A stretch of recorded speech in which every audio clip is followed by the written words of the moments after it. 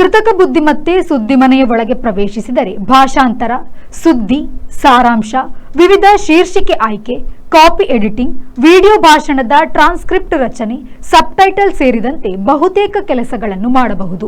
ಇದರ ಪರಿಣಾಮ ಮುಂದಿನ ಕೆಲವೇ ವರ್ಷಗಳಲ್ಲಿ ಸುದ್ದಿ ಡೆಸ್ಕ್ನಲ್ಲಿರುವ ಮುಕ್ಕಾಲು ಪಾಲು ಮತ್ತು ವರದಿಗಾರಿಕೆ ಕ್ಷೇತ್ರದಲ್ಲಿರುವ 50% ಮಂದಿಯ ಕೆಲಸವನ್ನು ಈ ಲಾರ್ಜ್ ಲ್ಯಾಂಗ್ವೇಜ್ ಮಾಡೆಲ್ ಆಧಾರಿತ ಕೃತಕ ಬುದ್ಧಿಮತ್ತೆ ತಂತ್ರಜ್ಞಾನವು ನುಂಗಿ ಹಾಕಲಿದೆ ಎಂದು ಹಿರಿಯ ಪತ್ರಕರ್ತ ಹಾಗೂ ಅಂಕಣಕಾರ ರಾಜಾರಾಮ್ ತಲ್ಲೂರು ಆತಂಕ ವ್ಯಕ್ತಪಡಿಸಿದ್ದಾರೆ. ಉಡುಪಿ ಜಿಲ್ಲಾ ಕಾರ್ಯನಿರತ ಪತ್ರಕರ್ತರ ಸಂಘದ ಆಶ್ರಯದಲ್ಲಿ ಉಡುಪಿ ಪತ್ರಿಕಾ ಭವನ ಸಮಿತಿ ಹಾಗೂ ಉಡುಪಿ ಲಯನ್ಸ್ ಕ್ಲಬ್ ಸಹಯೋಗದೊಂದಿಗೆ ಉಡುಪಿ ಬ್ರಹ್ಮಗಿರಿಯ ಲಯನ್ಸ್ ಭವನದಲ್ಲಿ ಆಯೋಜಿಸಲಾದ ಪತ್ರಿಕಾ ದಿನಾಚರಣೆಯಲ್ಲಿ ಅವರು ಮಾಧ್ಯಮ ಮುಂದಿನ 10 ವರ್ಷಗಳ ಮೀಡಿಯಾ ಕನ್ವರ್ಜೆನ್ಸ್ LLM ವಿಷಯದ ಕುರಿತು ವಿಶೇಷ ಉಪನ್ಯಾಸವನ್ನ ನೀಡಿದ್ರು. ಭಾರತ 2023ರಲ್ಲಿ digital personal data protection act 2023 ಅಂಗೀಕರಿಸಿದೆ.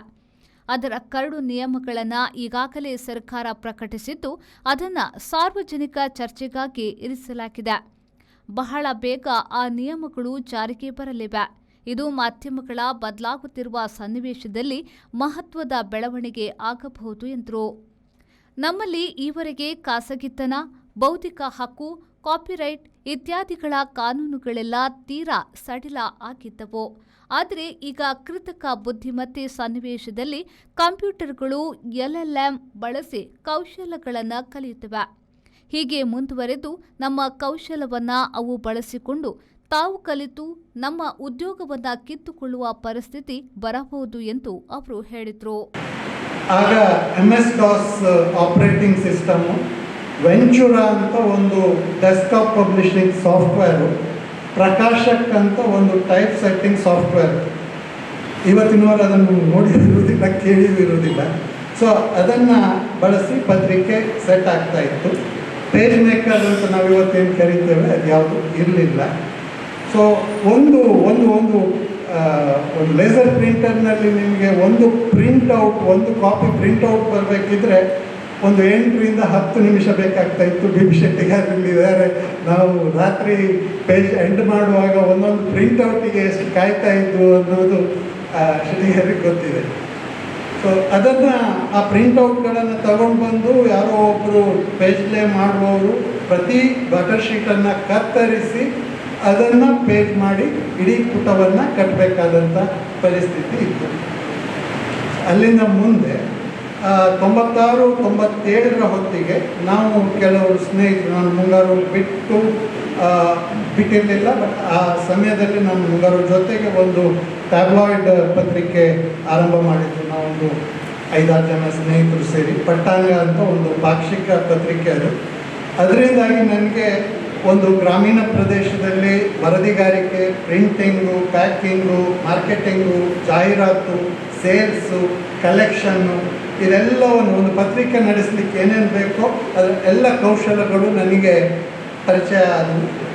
ಅಲ್ಲಿ ನಾನು 1 ವರ್ಷ ಇದ್ದ ಬಳಿಕ ನಾನು ಕುಂದಾಪುರಕ್ಕೆ ಶಿಫ್ಟ್ ಆಗ್ತೇನೆ. ಕುಂದಾಪುರದಲ್ಲಿ ಕರಾವಳಿಯಲ್ಲೇ ಕನ್ನಡ ಜನಾಂತರಂಗ, ಕೆನರಾ ಟೈಮ್ಸ್ ಗ್ರೂಪಿಗೆ ನಾನು ವರದಿಗಾರ ಆಗಿ ಕೆಲಸ ಮಾಡ್ತಾ ಇದ್ದೆ.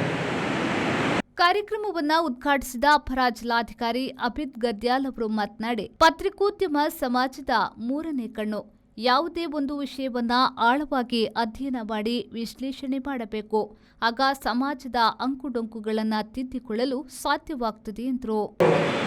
1ನೇ ತಾರೀಕು ಜುಲೈಗೆ ಯಾಕೆ ಆಚರಣೆ ಮಾಡ್ತೀವಿ ಅನ್ನೋದನ್ನು ನೋಡಿದ್ರೆ ನಾವು ಉದ್ಘಾಟನೆಯಲ್ಲಿ ಮಂಗಳೂರು ಸಮಾಚಾರ ಅನ್ನುವಂತಹ ಪತ್ರಿಕೆ, ನಮ್ಮ ಮಂಗಳೂರಲ್ಲಿ ರೆವರೆಂಡ್ ಹರ್ಮನ್ ಮೊಗ್ಲಿಗ್ ಅವರು 17ನೇ ಶತಮಾನದಲ್ಲಿ ಆವಾಗಲೇ ಆರಂಭಿಸಿರುವಂಥ ಪತ್ರಿಕೆ, 17ನೇ ಶತಮಾನದಲ್ಲಿ ಆರಂಭಿಸಿರುವಂಥ ಪತ್ರಿಕೆ. ಆ ಒಂದು ಪತ್ರಿಕೆ ಎಷ್ಟು ಪ್ರಭಾವಿತ ಆಗಿತ್ತು ಅನ್ನೋದನ್ನ ವಿತರಿಸಿದ ಒಂದು ವಾರ ಪತ್ರಿಕೆಯನ್ನು ಸ್ಟಾರ್ಟ್ ಮಾಡಿದ್ರು.